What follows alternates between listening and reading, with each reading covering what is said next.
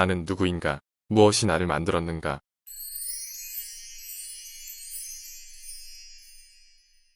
부모님은 나라는 인간을 만들었다.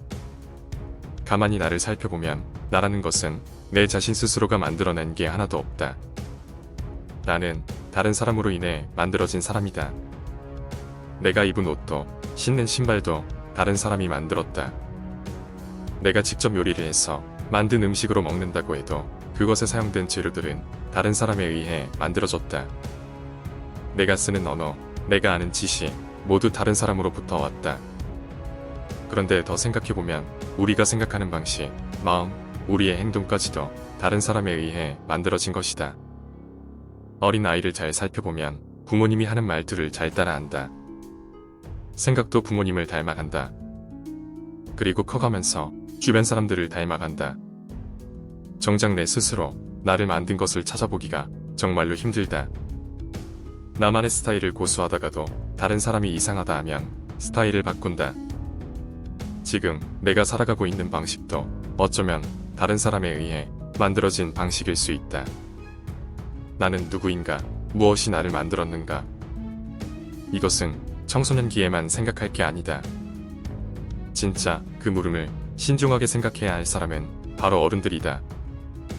성인이 되면 내 삶은 내가 만들어간다 라고는 하지만 실제로는 90%의 사람들이 다른 사람들에 의해 결정된 삶을 살기로 선택한다.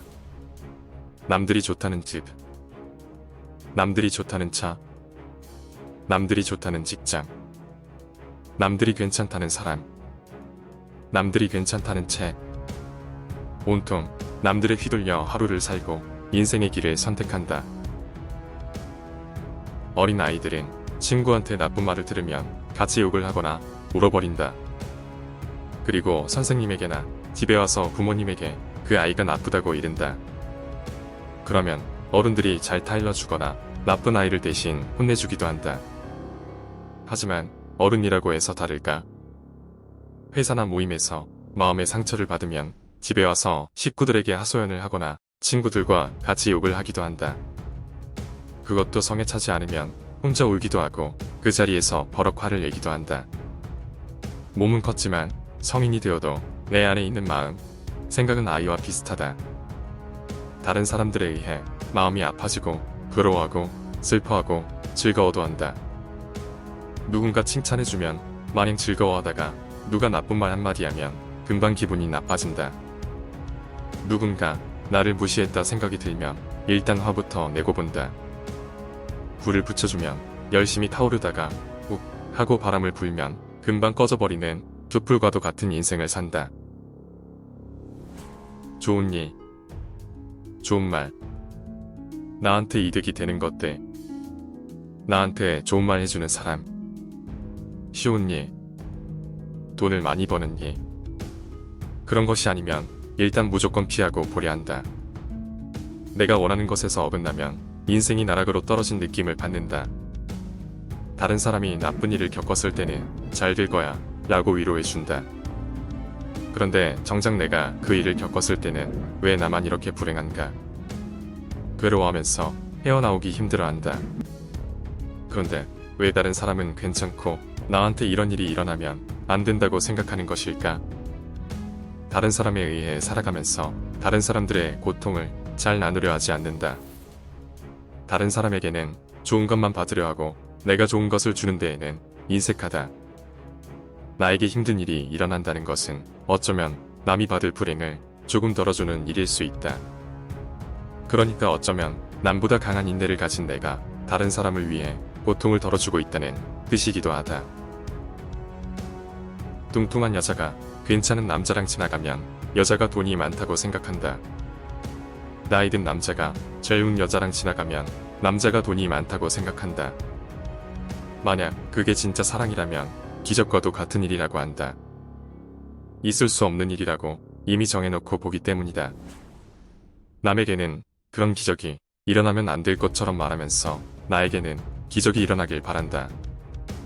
나에게는 꼭 일어날 거라는 믿음을 갖는다. 끌어당김의 법칙은 모두 이해하고 있을 것이다. 주는 게 있으면 받는 게 있다. 좋은 일을 하면 좋은 것이 나에게 온다. 그런데 그 기본도 지키지 않으면서 무조건 나만 잘 되기만을 바란다면 그건 끌어당김이 법칙의 어긋남으로 이루어지지 않을 것이다. 나에게 행운이 오길 바라기보다 다른 사람의 행운을 빌어야 나에게 행운이 온다. 다른 사람을 편하게 해주고 잘 되게 해줘야 내가 편해지고 잘 살게 된다. 우주의 법칙은 몇 세기를 걸쳐서 한 번도 변한 적이 없다. 남에게 좋은 소리를 안 한다면 분명 나는 어떤 다른 사람으로부터 악담을 들을 것이다. 그 일이 당장 일어날 수도 있고 먼 미래에 일어날 수도 있다. 무조건 그날이 오긴 온다. 누군가 내가 좋아하는 사람에게 혹은 내가 좋아하는 채널에 좋지 않은 말이나 댓글을 달았을 때 주인장을 위한답시고 되받아쳐 줄 필요가 없다. 우리가 하는 말, 행동, 생각, 마음 등은 모두 우리의 에너지로 만들어진다. 그런 좋지 않은 것에 내가 좋지 않게 반응하고 있다는 것은 내가 나쁜 것에 끌림당했다는 증거다. 내가 그 사람의 나쁜 끌어당김에 지배당했다는 것이다. 그런 것에 에너지를 낭비할 시간이 없다. 부정의 기운이 느껴지는 것은 무시하면 된다. 어느 누구도 다른 사람이 싸놓은 똥을 보고 냄새가 얼마나 구린지 가까이 가서 맡을 생각은 하지 않을 것이다. 나한테 그 냄새가 배면 안 되니까. 하지만 그게 냄새가 없는 언어라는 이유로 잠깐 착각을 한다. 말이라는 것도 달리 보면 향을 가지고 있다. 그것을 맡을 줄 알아야 한다. 많은 사람들이 딱 좋은 시기를 소장하고자 바디 프로필을 찍는다. 그리고 나이가 들면 들수록 어렸을 때 얘기를 하며 산다.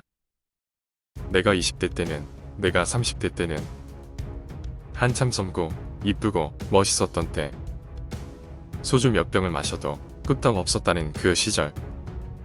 이야기의 반 이상은 과거의 이야기다.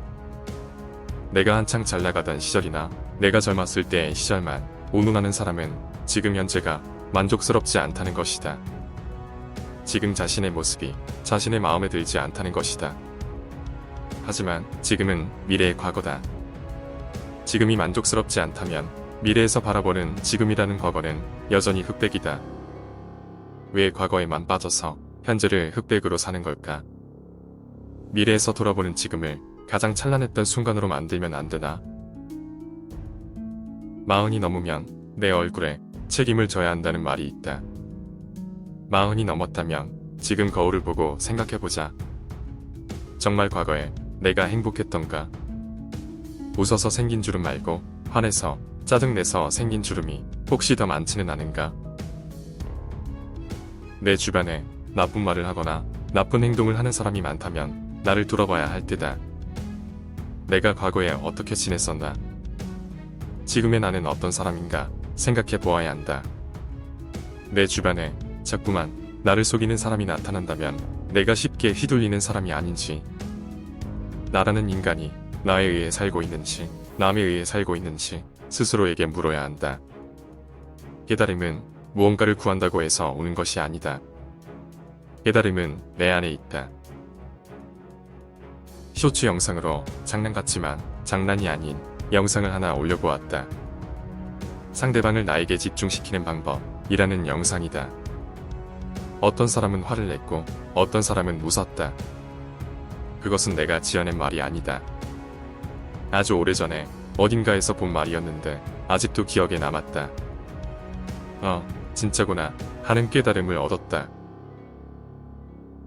이것은 하나의 예에 불과하지만 깨달음은 어디에서나 느낄 수 있다. 그러한 깨달음은 내가 얻고자 하고 이해해보려고 노력하면 어디서든 얻을 수 있다. 하지만 그것을 짜증으로만 받아들이면 세상은 이해 안 가는 것 투성일 것이다. 나는 종교가 없지만 어느 스님께서 말씀하신 것이 마음에 와닿았다. 나뭇잎이 휘날리면 자기가 잘나서 여기저기 날아다니는지 아는데 그건 바람이 없으면 아무것도 아닌 것이다. 바람이 없으면 다른 곳에는 날아갈 수도 없다. 세상에 혼자 잘난 사람은 없다. 그러니 항상 감사하며 살아야 한다. 남에게 휘둘리지 않는 나만의 의지. 닥친 불행을 피하는 것에 에너지를 쓰지 말고 이것은 지극히 자연스러운 현상이라고 받아들이는 깨달음. 남에 의해 정해진 것이 아닌 나의 선택에 의한 마음. 남의 나쁜 기운에 지배당하지 않는 방법의 깨달음. 과거에 살지 말고 미래에도 살지 말며 현재를 제대로 사는 깨달음. 행복은 내가 나를 위해 구한다고 해서 오는 게 아니라 내가 남을 위해 무언가 좋은 일을 했을 때 나에게 찾아오는 것이라는 깨달음. 이러한 깨달음을 충분히 가진 상태에서 끌어당김의 법칙을 적용하거나 확언을 들어야 성취가 제대로 될 것입니다. 제 채널에 올려진 1억 긍정 마인드셋 영상을 보지 않으신 분들은 한 번쯤 들어보시기를 추천드립니다. 간절함과 절실함은 나를 아주 쉽게 망하게도 합니다. 절실함은 나를 부자로 만들 수도 있지만 내가 절실하다는 것을 누군가에게 들키는 순간 망하게 되는 경우가 많습니다. 중고차를 절실하게 사고 싶은데 돈이 없다면 중고차 싸게 사는 방법을 물색합니다. 여러 군데 찔러보기도 하죠. 그러다 보면 이 사람은 싸다고 하면 금방 사겠는데 하는 사기꾼들이 모여들기 시작합니다. 겉은 정말로 훌륭한 중고차를 가져옵니다. 사고 하나 없는 차인데 사장님이 너무 급하시고 절실하신 것 같아서 도와주는 마음으로 싸게 준다 합니다. 정말로 고맙다고 하면서 구매 계약을 합니다. 그러고 한 달 타고 고장이 나서 수리비라는 배꼽이 배보다 커지게 됩니다. 보이스피싱은 대부분 누가 당합니까? 절실함이 노출된 사람이 당합니다. 내 전 재산을 잃으면 나는 죽는 거나 다름없다 하는 그런 절실함을 가진 사람은 정말 쉽게 당합니다. 이 돈을 안전하게 보호해주겠다는 아주 얄팍한 사기에 넘어갑니다. 그 돈을 잃으면 안 된다라는 절실한 심리를 역이용하는 것입니다. 원했던 연봉을 못 받고 회사를 들어갔을 때 내 마음 상태를 생각해보세요. 너무 절실하다 못해 그 절실한 마음을 상대에게 들키지 않았습니까? 그 절실함을 들키는 순간 얘는 적게 불러도 고마워하겠구나 합니다. 취직 자체가 절실한 사람은 취업 사기를 당하기 쉬워집니다. 그 절실함을 상대가 알아채는 순간 합격이 됐다는 기쁨을 주면서 사기를 쳐서 가진 것마저 다 잃게 만듭니다. 스스로 상대방에게 나의 심리 상태를 완전 노출하는 것이나 다름없습니다. 너무 많은 빚을 가진 사람은 자신도 모르게 절실함을 대부업자에게 노출시켜 버립니다. 은행 대출 안 되는 거 내가 특별히 너의 사정을 고려해서 대출해줄게 라고 사기를 칩니다. 그럼 어떤 결과가 옵니까? 일단 급한 것부터 끌어다가 인생이 더 망하게 됩니다. 정말 절실하게 빠르게 큰 거액을 만들고 싶은 사람은 오히려 큰 거액을 사기꾼에게 뜯깁니다. 그 절실함을 가지고 사기를 치는 건 그들에게는 식은 죽 먹기입니다. 집을 절실하게 너무 갖고 싶고 쉽고 빠르게 부동산으로 큰 부자가 되고 싶은 사람은 부동산 사기를 당합니다. 주식으로 1억 천금을 절실하게 바라는 사람은 주식으로 사기당하거나 망합니다. 절실함이 심한 사람은 도를 아십니까? 애도 빠집니다. 절실한 것을 쉽게 노출시키는 사람은 점집에 가면 100% 구슬해야 된다는 말을 들을 것입니다. 사업으로 실패 없이 큰 돈을 빠르게 벌고자 하는 사람은 동업자 혹은 사업 사기꾼에게 당합니다. 너무 사는 게 힘들어 행복이 절실하다고 생각하거나 마음의 평화가 절실한 사람은 사이비 단체에 노출되는 순간 사이비의 노예가 됩니다. 부자들은 정말 어려운 사람을 돕는데 돈을 씁니다. 돈이 절실한 가난한 사람들은 부자들을 더 부자로 만드는데 돈을 씁니다. 이 사실을 모르시고 계신 분들이 의외로 많다는 사실을 아십니까? 나는 이미 다 이루었다 라고 말하는 부자라는 사람에게 내 말을 들으면 너도 부자가 된다. 너도 금방 성공할 수 있다는 얘기에 수십만 원을 갖다 줍니다. 이렇게 해서 부자가 되었다. 모든 것을 다 이루었다. 는 말에 그 사람이 말하는 모든 것을 추종하며 그 사람이 좋다는 것에 돈을 투자합니다. 너무 절실한 사람들은 투자와 사기를 구분해내기 힘들어집니다. 이미 절실함이라는 감정에 지배당하고 그것을 어루고 달래주는 달콤하게 유혹하는 사람들에게 지배당하고 있기 때문입니다. 절실함이 심할수록 시야는 점점 좁아집니다. 내가 가진 돈이 내 삶의 전부다. 절대 잃으면 안 된다. 하는 순간 잃어버립니다. 지금 만나는 이 사람이 내 인생의 전부다 하는 순간 집착으로 인해 사랑은 깨집니다. 무언가에 죽도록 절실한 사람은 불안에 떨며 살게 되고 그것이 상대방에게 노출되는 순간 바로 빼앗기거나 이용당합니다. 진짜 성공한 부자는 진심으로 어려운 사람을 만났을 때 많은 경험으로 터득한 진짜 도움되는 노하우를 알려줍니다. 나보다 못한 어려운 사람에게 돈을 요구하는 경우가 극히 드뭅니다. 진짜 필요한 돈 외에는 거의 없습니다. 이미 내가 이 사람보다 훨씬 부자인데 그 돈으로 살림에 더 보태라는 말을 할 것입니다. 나중에 잘 되면 갚으라는 말은 하죠. 물론 그 사람이 아무리 나보다 부자여도 진짜 그 사람의 말을 듣고 성공했다면 은혜를 갚아야 하는 게 당연한 것입니다. 진짜 부자들은 내가 상대에게 어떤 이용가치를 줄 수 있냐를 생각합니다. 그런데 가짜 부자는 어떻습니까? 상대가 나에게 어떤 이용가치가 있느냐를 생각합니다. 이건 진짜 알짜배기다. 이거 들으면 진짜 당신 부자 된다. 돈 내라 합니다. 자기보다 훨씬 못 사는 절실한 사람들에게 돈을 뜯어냅니다. 노하우가 아니라 자기 돈 자랑만 합니다. 경험도 다양하지 않습니다. 그런데 너무 절실하다 보니 나도 곧 그 사람처럼 살게 될 것 같아서 그 사람 말대로 돈을 갖다 줍니다. 그러면 결과는 어떻습니까? 결과적으로 그 사람이 더 큰 부자가 되도록 그 사람보다 못한 내가 일조를 하게 됩니다. 정작 그 사람은 사회를 위해 선한 영향력을 끼치는 사람이 아닐 뿐더러 자기가 다 먹고 거기서 끝입니다. 가짜를 진짜로 믿는 순간이 오면 주변에 옳은 말을 하는 사람이 있어도 소용이 없습니다. 오히려 옳은 말을 하는 사람을 밀어내고 욕합니다. 그래서 나의 믿음을 어디다 두느냐가 정말로 중요합니다. 돈을 써야 돈이 들어온다더라 해서 부자에게 돈을 줬다면 생각해 봅시다. 끌어당김의 법칙은 우선은 주는 것부터 해야 받는다고 한 건 맞습니다. 그런데 잊지 마셔야 하는 게 있습니다. 돈을 제대로 쓸 줄 모르는 사람은 진짜 존경받는 부자는 되지 못할 겁니다. 돈을 제대로 쓴다는 것은 진짜 필요한 곳에 써야 된다는 것입니다. 내가 준 돈이 가치가 느껴지는 곳에 써야 된다는 말입니다. 내가 아직 성공한 것도 아닌데 부자 말만 듣고 고맙다고 10,000원을 준 것과 진짜 밥도 못 먹는 아이들에게 월 10,000원을 기부한 것을 비교했을 때 내 돈의 가치는 어느 쪽이 큽니까?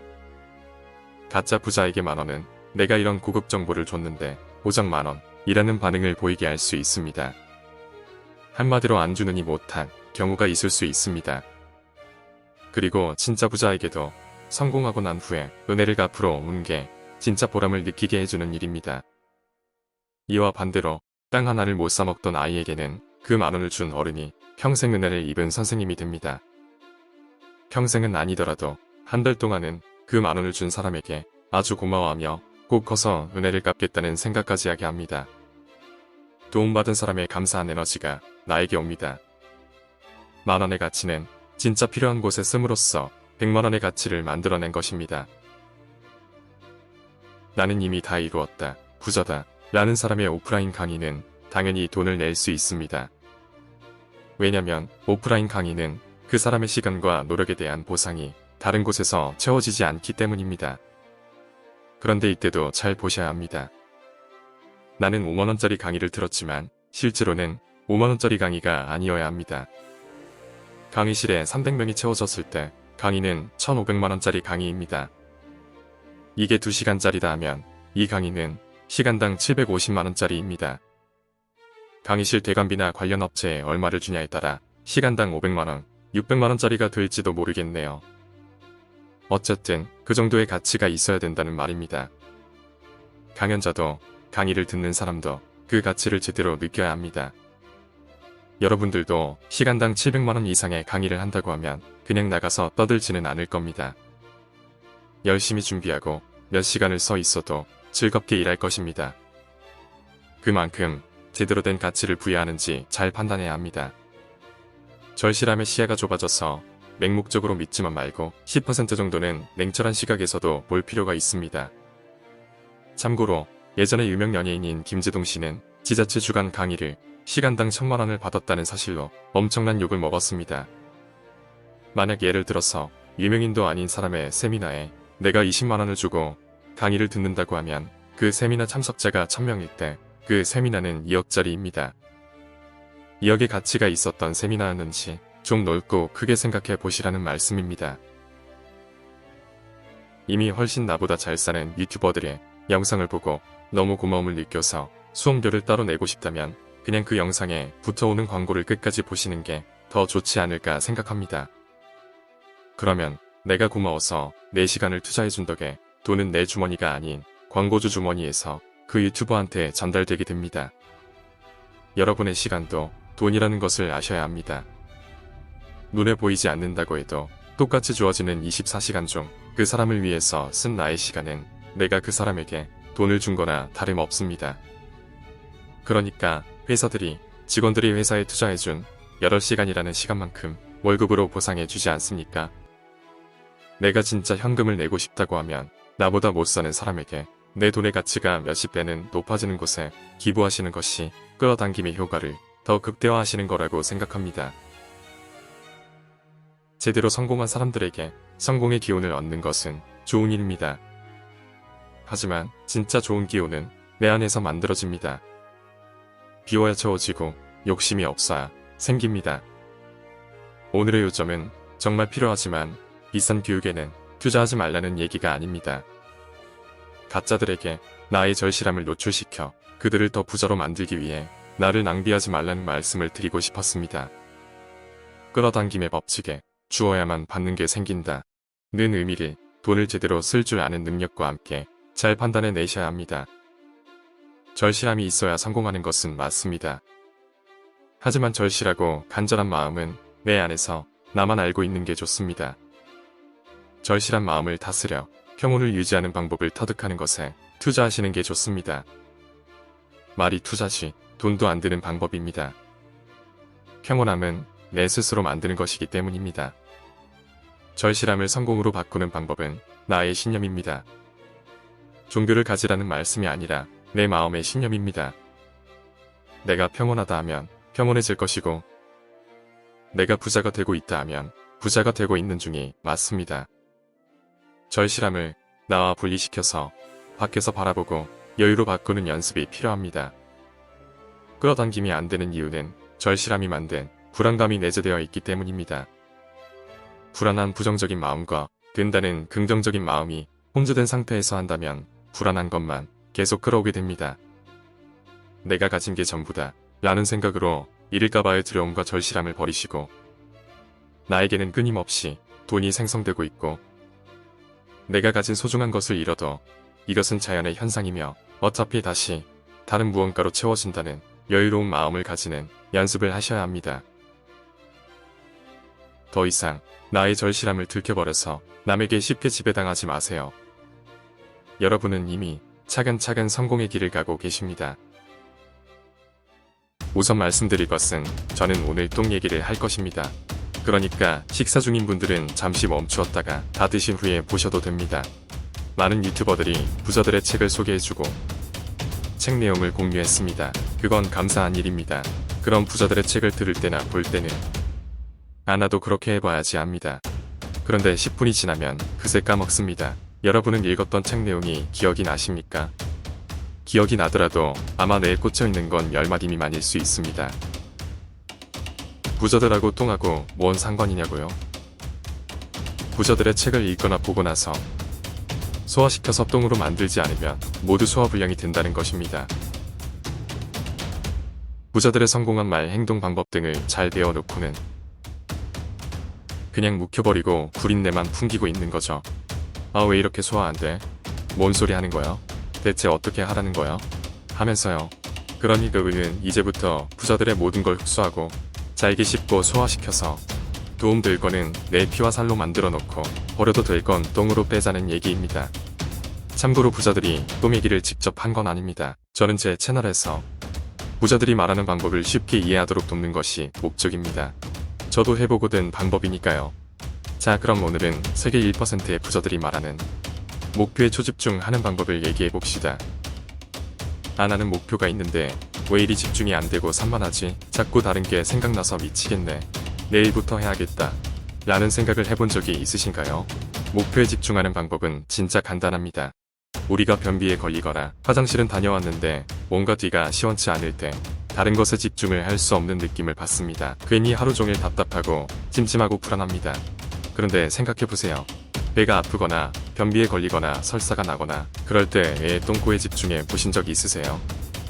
그냥 배가 편하면 똥꼬에 신경을 쓰지 않습니다. 그러니까 제 말은 이만하면 살기 편하네 하면 안 되는 겁니다. 다시 한번 말하지만 여러분이 지금 그런 상태라면 실제 부자가 되길 원하고 있지 않다는 겁니다. 진짜 간절히 원하면 온통 그 생각으로만 살게 됩니다. 자 보세요. 이건 저도 경험한 얘기입니다. 화장실 갔는데 똥이 똥꼬에 걸려서 안 나옵니다. 그럼 무슨 생각하세요? 변비약을 먹어야 되나? 병원에 가야 되나? 뭔가로 쑤셔서 빼내야 되나? 관장을 하러 갈까? 별 생각을 다 합니다. 화장실에 휴지가 없어도 마찬가지고요. 약간에 부탁해서 달라고 할까? 전화로 친구를 부를까? 휴지통에서 깨끗한 걸 찾아볼까? 팬티로 닦아 말아? 하면서요.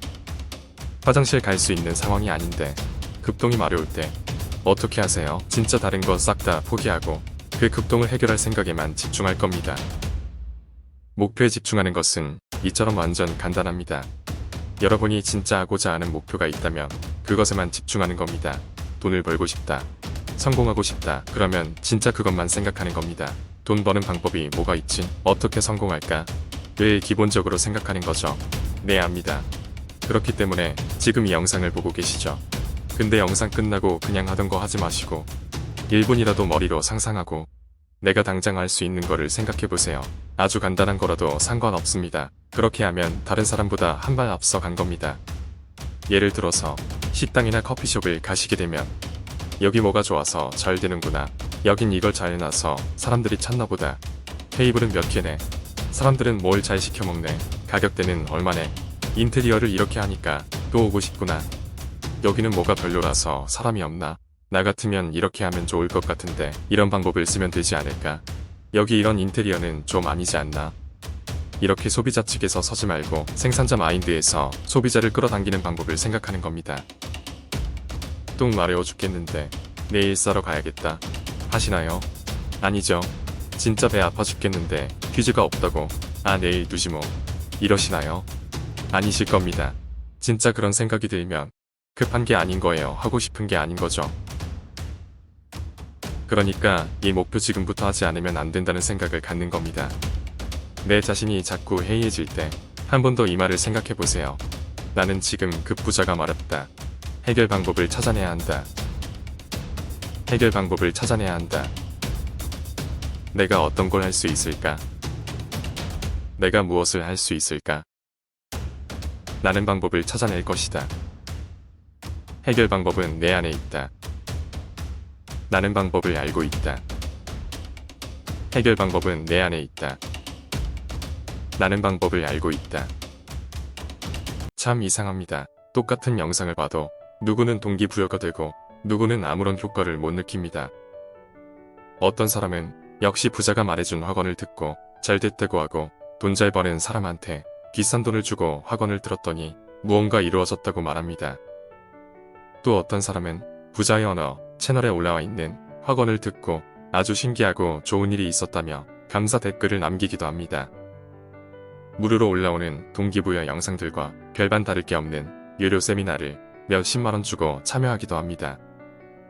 좋은 내용을 담은 유료 강좌도 물론 있겠지만 유튜브 열심히 찾아보면 그보다 좋은 내용을 전달해주는 사람들을 많이 볼 수 있습니다. 단순히 그 사람이 연봉 몇 억을 찍었다는 이유로 수십억이 든 통장을 증명했다는 이유로 그가 그것을 따라해서 성공했다고 한 이유 때문에 맹목적으로 그들을 추종합니다. 그가 말하면 키가 되고 살이 될 것 같습니다. 나도 그 사람처럼 될 거라고 믿습니다. 솔직히 유튜브 말고는 알려진 바가 전혀 없는 사람인데도 불구하고 말이죠. 그런데 그런 사람의 강의를 듣고 정말 잘 됐다는 사람이 쏙쏙 등장합니다. 역시 돈값을 하더라 하는 말도 나옵니다. 하지만 역시 무료 영상을 듣고 잘 됐다는 사람도 등장합니다. 말해주는 대로 따라했더니 일이 잘 풀렸다 말합니다. 그런데 어떤 사람은 나는 아무리 따라해도 안 되더라 하기도 합니다. 책 한 권만 죽어라 파도 성공하는 사람이 나오고 책 100권도 넘게 읽었는데 개뿔 되는 게 없다 라는 사람도 나옵니다. 이것은 대체 어떤 차이가 있을까요? 무료로 듣는 건 안 되더니 유료로 듣는 건 효과가 좋다 라고 말하는 사람은 인간의 기본 심리를 아주 잘 반영하고 있는 사람입니다. 이전 영상에서 설명드렸듯이 사람은 본능적으로 손해보기 싫어합니다. 그렇다면 돈을 내고 들었을 때 무료로 듣는 것보다 조금이라도 값어치를 느끼기 위해서 열심히 듣게 됩니다. 사진 찍는 것을 예를 들어보겠습니다. 친구나 가족이 찍어줄 때는 대부분 포즈가 엄청 다양하지 않습니다. 하지만 내가 100만 원을 주고 사진사한테 내 사진을 맡겼다. 그러면 어떻게든 인생사진 하나 건져내야 합니다. 물론 사진사가 잘 찍는 것도 있겠죠. 하지만 본인 스스로가 아주 다양한 포즈, 다양한 표정, 다양한 스타일로 여러 동작을 연출하게 됩니다. 한 장이라도 건져야 돈값 됐다, 손해보지 않았다 라고 마음의 안도를 하기 때문입니다. 몇십만 원 하는 세미나에 참석을 했다. 어떻게든 이득되는 거 하나라도 가져가려 합니다. 훨씬 집중력도 좋아지죠. 뭔가를 얻기 위해서 왔고 돈을 투자까지 했는데 얻는 게 하나도 없다. 그러면 대실망을 하게 되고 40만 원을 냈지만 400만 원을 잃은 느낌이 날 겁니다. 그러지 않기 위해서 최선을 다해서 세미나에 빠져서 강의를 듣게 됩니다. 이것이 인간의 기본 심리입니다. 부자가 해준 학원, 돈을 잘 번다는 사람들이 해준 유료 학원을 듣고 일이 잘 풀리기 시작했다. 이것도 인간 기본 심리가 작용된 것입니다. 종교를 믿으면 천국에 간다고 하는 것처럼 잘된 사람을 믿고 그의 말을 들으면 좋은 일이 일어날 것이라고 스스로 믿음 세뇌를 하는 것입니다. 유명인이 꿈에 나오면 복권에 당첨될 확률이 높다 라고 믿는 것과 같은 심리죠. 내가 비싼 사람의 말을 들었으니 나는 분명 잘 될 거야 합니다. 그런데 가만히 누워서 나는 잘 될 거야 라고만 생각할까요? 그 투자한 돈을 어떻게든 뽑아내고 싶을 겁니다. 그렇게 되면 뭐라도 하게 됩니다. 당연히 기분 좋은 상태로 할 겁니다. 그래서 이 영상의 결론이 무엇일까요? 수백만 원짜리 비싼 강에 들어도 되는 사람은 되고 안 되는 사람은 여전히 안 될 겁니다. 같은 학원을 아무리 들어도 되는 사람은 되고 안 되는 사람은 죽어도 안 될 겁니다. 자신이 어떤 마음을 가지고 있는지도 모르면서 백날 남이 하는 것 따라해봤자 될 리가 없을 겁니다. 남이 성공한 방법, 그거 나한테는 안 맞을 수 있습니다. 남이 읽고 성공한 채 나한테는 전혀 도움이 안 될 수 있습니다. 남이 듣고 돈을 벌었다는 학원, 짜기 암시 영상들, 나한테는 시끄러운 소리일 수 있습니다. 그럼 어떻게 해야 합니까? 자신부터 돌아보셔야 합니다. 자신의 마음 상태가 어떤지부터 차근차근 돌아보셔야 뭐라도 들어옵니다. 그게 무료든 유료든 나한테 분명 도움이 된다 라고 믿으면 도움이 되는 영상이 될 것이고, 수십만 원의 강의가 나한테 별로였다 하면 그건 돈만 버린 꼴이 됩니다. 오늘 말씀드리고 싶었던 것은 무엇을 보고 무엇을 들으시든 내가 어떤 마음으로 듣느냐, 어떤 심리를 가지고 듣느냐에 따라 자신에게 이득이 될지 안 될지가 결정된다는 것입니다.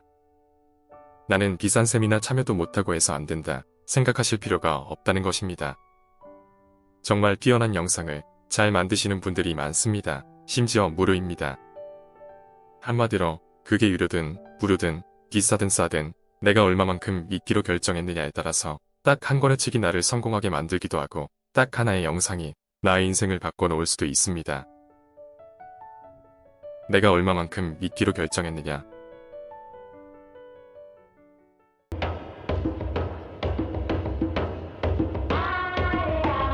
메마른 땅, 인디언들이 비를 부릅니다. 100% 성공한다는 인디언들의 기호제. 대체 어떻게 100% 성공할까요?